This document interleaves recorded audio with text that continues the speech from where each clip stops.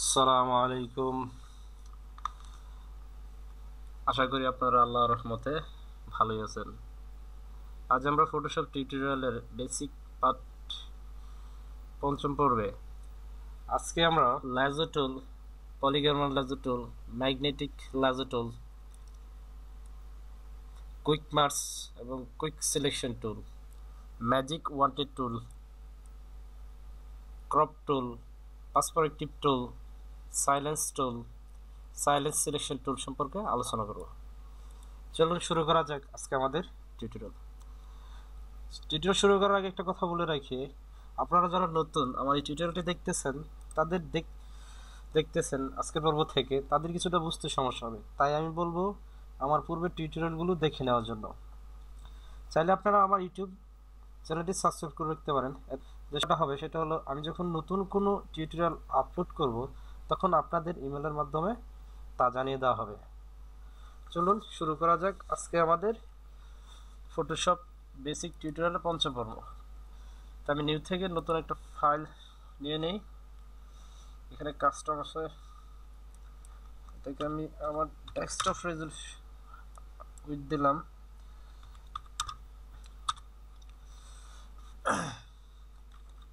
আমি একটা কালার নিলাম, লাল কালারটাই দিই। পেইন্ট বাকি তুলে সাজিয়ে কালার করলাম। এখন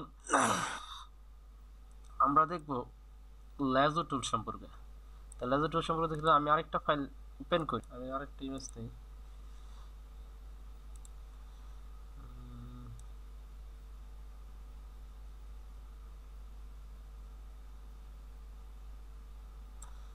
এই ইমেজটাই ওপেন করলাম। দেখুন, এটা আমি সিলেকশন করতে যাচ্ছি। তা আমি লেজো টুলের সাহায্যে সিলেকশন করতে পারবো। সংক্ষেপে কিবোর্ড থেকে এল চাপলে হবে। Anti Alice checks, feather zero, এইগুলো তো আগে জানা হয়েছে যে স্ট্যান্ডার্ড হরিজন্টাল বার। এটা হচ্ছে নিউ সিলেকশন, এটা হচ্ছে অ্যাড নিউ সিলেকশন, এটা হচ্ছে সাবস্ট্রাক্ট সিলেকশন, এটা হচ্ছে ইনসার্ট উইথ সিলেকশন। এটা আমি মাউস ক্লিক করে এটাকে আগে আনলক করতে হবে। আমি আনলক করে নিলাম। মাউস ড্র্যাগ রাখা অবস্থায় এটাকে সিলেকশন করতে হবে, ছেড়ে দিলে কিন্তু হবে না।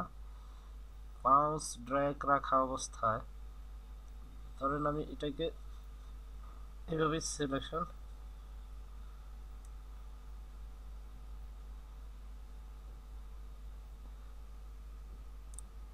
করলাম। এখন চাইলে এটার আমি একটা কপি নিতে পারি। এই যে এখানে একটা টুল দেখুন, রিফাইন এজ, এই টুলটার মাধ্যমে আমি সিলেকশনটাকে আরো স্মুথ করতে পারি। চাইলে আমি রিফাইন এজে ক্লিক করলাম। এখানে ব্যাকগ্রাউন্ড কালারটা আমি যদি কালো করে দিই, অর্থাৎ নিচে আনসিলেকশন অংশটুকু দেখাবে। এখানে দেখুন এই যে স্মার্ট রেডিয়াস নামের একটা অপশন আছে, স্মার্ট রেডিয়াস, এটাকে টিক চিহ্ন দিলাম। নিচে যে রেডিয়াস, আমি রেডিয়াসটা একটু বাড়ালাম। দেখুন যে ইমেজে কিন্তু প্রতিফলন করতেছে। যেখানে খেয়াল করে দেখুন যে করতেছে। এটা যদি আমি এরকম ফুলে রাখি, দেখুন এই যে সাদা, এই সাদা, এই যে সাদা, এই যে সাদা, কিন্তু আমি যখন এটাকে রেডিয়াস বাড়াবো, অটোমেটিক দেখুন যে সাদাটা কিন্তু উঠে গেছে। আমি চাইলে কিন্তু এখন ডিলিটও করতে পারি। এটা ভালো করে খেয়াল করুন, এই যে একটু সাদা আছে, এটা আমি ডিলিট করে দেবো, চলে গেছে। চাইলে এটাকে আমি একটু সাইডে নিয়ে আসতে পারি। এই যে দিকে চাইলে দেখুন এই যে এইগুলো ডিলিট করতে পারি। চাইলে দেখুন ডিলিট হয়ে যাচ্ছে।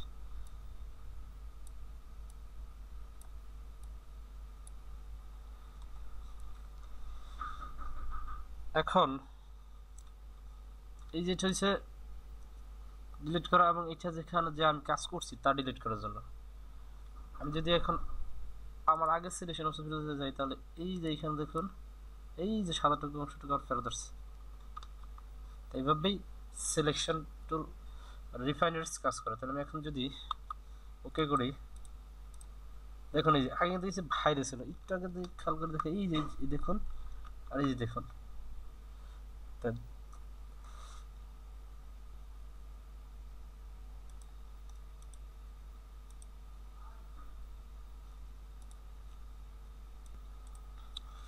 এ হলো আপনার সিলেকশন টুলের কাজ।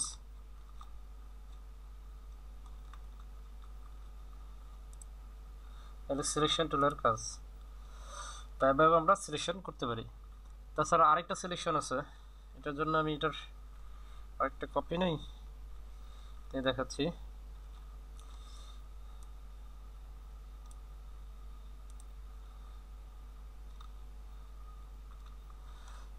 এটা হচ্ছে পলিগনাল লেজার টুল। এটা যে এখানে ক্লিক করেন, ক্লিক করার অবস্থায় এখানে ছেড়ে দিলাম, এই যে এখানে ছেড়ে দিলাম, এইখানে ছেড়ে দিলাম,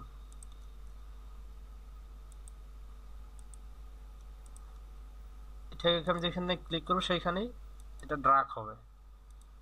লেজার টুল সরাসরি ড্র্যাগ অবস্থা সাইজটা নির্ধারণ করতে, তো এটা কিন্তু সেটা করা লাগবে না। এই দেখুন, এই যে ছোট্ট একটা ভলের মতো, এই ছোট একটা ভল হওয়ার কারণে এটা এখানে তো সংযোগ হবে। ক্লিক করলাম, সিলেকশন হলো। এখন আমি চাইলে এটাকে কিন্তু সাবস্ট্রেট করতে পারবো।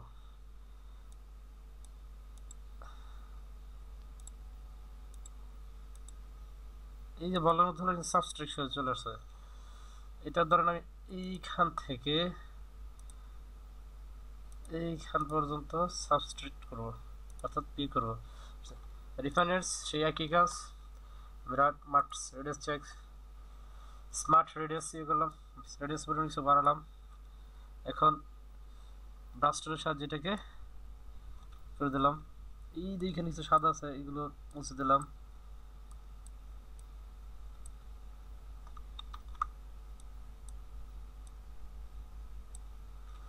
ওকে করলাম, সিলেকশন করলাম, সিলেকশন হয়ে গেল প্রপারলি। তো এইভাবে সিলেকশন করতে হবে। ঠিক আছে, আমি আবার ম্যাগনেটিক লেজার টুল, এটা আপনি শুধু একটা জায়গা নির্ধারণ করে দেবেন আর টেনে নিয়ে যাবেন। এটা অটোমেটিকলি প্রজেক্টের উপর নির্ভর করে, ইমেজের উপর নির্ভর, কালার উপর নির্ভর, এটা কালার ভেরিয়েশন করে কাজটা ইয়ে করে। তা এই দেখুন, এটা খুব দ্রুত এটা সিলেকশন করা যাচ্ছে। এই জন্য আপনি একটা জায়গায় একে নির্ধারণ করে দেবেন, সে নিজেই সিলেকশন করে নেবে।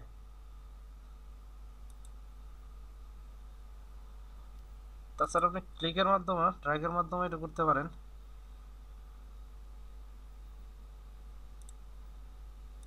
এই সিলেকশন, তাই বাট রিফাইনারিজের একই কাজ।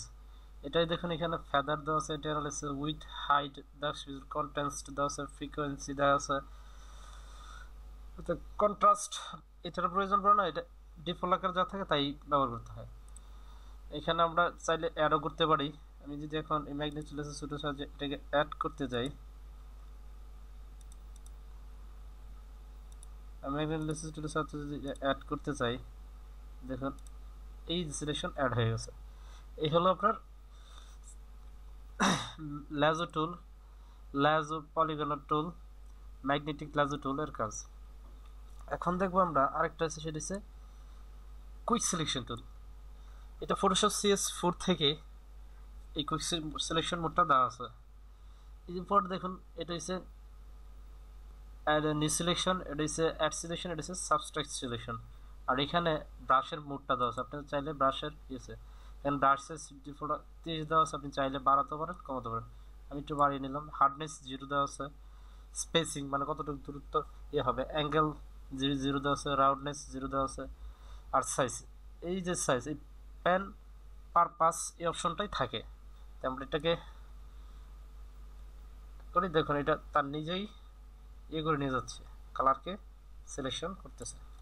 তো এখন এই অটো এনহ্যান্সি দিতে পারেন, অটো এনহ্যান্সি থেকে এসে। আর এটা হচ্ছে রিফাইনার্স, এটা তো রিফাইনার্সের খুব ভালো হয় যে আমি এইগুলো উঠিয়ে দেবো। মার্ট রেডিয়াসটা চেক করলাম, একটু বাড়িয়ে নিলাম।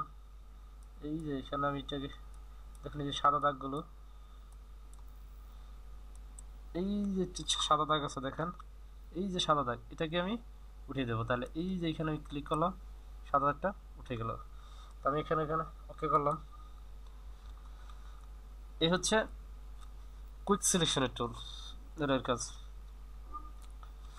এখন হচ্ছে ম্যাজিক ওয়ান্টেড টুল, এটা সব ভার্সন আছে, এটা সিম্পল সাইজ পয়েন্ট সিম্পল, এখানে আবার দেওয়া আছে আপনার এই অ্যাভারেজ, এই অ্যাভারেজের দরকার এটাই থাকে, টলারেন্স থাকে এখানে। এই জিনিসটা খুব এই যে অ্যানালাইজ চেক থাকতে হবে এবং কন্টিজিয়াস এটা চেক থাকতে হবে। আমি যদি এখানে ক্লিক করি, এইটুকু কালার সে সিলেক্ট, এটি এক কালার সিলেক্ট করছে। আমি যদি টলারেন্স একটু বাড়িয়ে দিই, দেখাচ্ছি আপনাদেরকে, এখন যদি করি দেখুন এটা পুরোটা কিন্তু ধরে নিয়ে গেছে, অর্থাৎ এই কালারটা কি করছে। আমি যদি এটাকে আবার 50 থেকে আগের অবস্থানে করি এবং এখানে ক্লিক করি, দেখুন এটা কিন্তু কি হচ্ছে, এটা টলারেন্স তত বেশি হবে। এটা টলারেন্স যদি আমি 100 দিই এবং ইয়ে করি, এ দেখুন এই যে এখানে কিন্তু ছোট ছোট ডটের পরিমাণ কম। আপনি এটাকে যদি 10 দেন, দেখবেন যে ডটের পরিমাণ অনেক বেড়ে যাবে, এই যে বোঝাই যায় না। যদি আপনি এটাকে 20 করেন, এই দেখেন ডটের পরিমাণ বেড়ে গেছে, অর্থাৎ 20-এর বেশি থাকলে ভালো, বাট 30 থেকে এসে দেখুন ডটের পরিমাণ কি পরিমাণ বেড়ে গেছে। এটাকে যদি আমি যোগ করি দেখুন এর যোগ করি ডটের পরিমাণ, অর্থাৎ এটাকে যদি আমি এখন 40 করি, তাহলে এটার একটা ফলাফল দেখতে পাবেন। এই দেখুন ডটের পরিমাণ আস্তে আস্তে কিন্তু কমতেছে। এখানে যদি আমি ক্লিক করি, এখানে ক্লিক করি, ডটের পরিমাণ কমতেছে। তো এটা হচ্ছে ম্যাজিক ওয়ান্ড টুলের কাজ। আর আমরা যেটা দেখবো সেটা হচ্ছে এখন হচ্ছে ক্রপ টুল কাজ। ক্রপ তো আমরা সবাই জানি যে কাটা। এখানে ক্রপের ভিতরে দুটো টুল আছে, স্লাইস টুল এবং স্লাইস সিলেকশন টুল। এটা দুটো সাধারণত ওয়েব ডিজাইনিং এর হিসেবে কাজ করা হয়। আমি ক্রপ টুলটাকে দেখিয়ে নিই, একটা কপি নিয়েছি। আমি এখন এইটুকু কেটে দিতে চাই, আমি আমার সিলেকশন করবো। উপর দেখুন এই যে রেশিও দেওয়া আছে, রেশিও আপনি চাইলে এখানে স্কোয়ার বা নিতে পারবেন, উইথ হাইট সিলেকশন করতে পারবেন, এখানে নিউ ক্রপ সিলেকশন করতে পারবেন। তারপর হচ্ছে এখানে হাইট উইথ দেওয়া দিতে পারবেন। তারপর এখানে যেটা হচ্ছে ডিলিট দ্য পিক্সেল ক্রপ, এই যেখানে দেখুন একটা অপশন আছে, কোথা থেকে হবে শো ক্রপ এরিয়া, শোটা করবে যে এরিয়াটা কিন্তু শো করতেছে। এনহ্যান্সিং ক্রপ স্লাইডার, এখানে কালার দেওয়া আছে, আপনি কালার দিতে পারেন, কালার ক্যানভাস দিতে পারেন। এটা ডিফল্ট আকারে ম্যাচ ক্যানভাসটা দেওয়া থাকে, অপোজিট দেখাচ্ছে 75%। আপনি চাইলে এটাকে ফুললি করে নিতে পারেন, দেখুন তাহলে কিন্তু আর দেখাচ্ছে না, যেটুকু ক্রপ হবে দেখাচ্ছে না। তাহলে আমি এটাকে 75 এ রাখলাম। তার মানে অপোজিট বেশি দিলে এটার যে ক্রপ এরিয়াটুকু যেটুকু ক্রপ হবে এটা কিন্তু শো করবে না।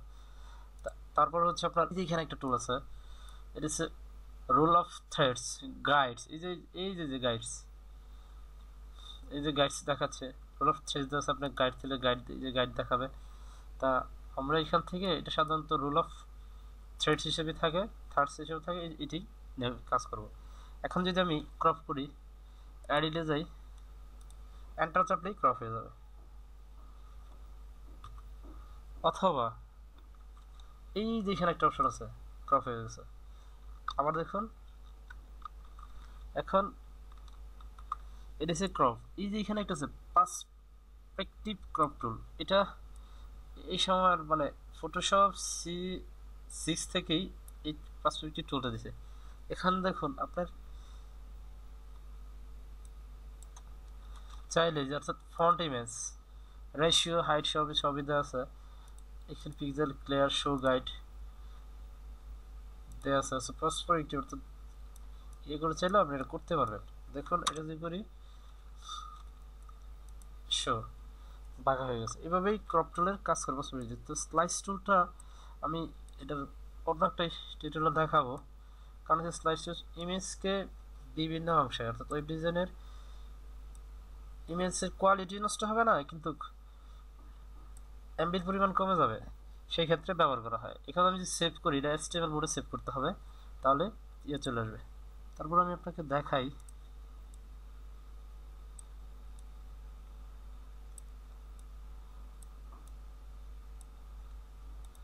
এখন যদি আমি সেভে যাই, সেভ ফর ওয়েব এটা লাগবে, আমি কি মোডে সেভ করব, সেভ এস, এই যে এখানে ইমেজ আনলেন এটা হচ্ছে HTML অ্যান্ড ইমেজেস হিসেবে সেভ করতে হবে। তাহলে আমি ডেস্কটপেই একটা ফাইল ওপেন করে ইমেজ HTML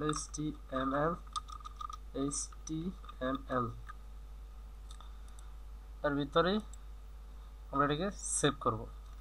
এটা সেভ হয়ে গেছে। তাহলে এখন যদি আমরা ফলাফলটা দেখতে চাই, এখানে আমি কোথায় দিলাম HTML, দেখুন এই যে এখানে একটা ইমেজ চলে আসছে। এই যে আমি দেখুন এইখানে খেয়াল করুন, এই যে এইটুকু থেকে এভাবে কাটা হয়েছিল, এই যে এই দাগগুলো, এই যে এটা, এই ঘরটা, এই ঘরটা, এই ঘরটা। তাই এখন আমি খেয়াল করে দেখি, এই দেখুন ঠিক সেভাবেই কাটা হয়েছে, ঠিক সেভাবেই কাটা হয়েছে।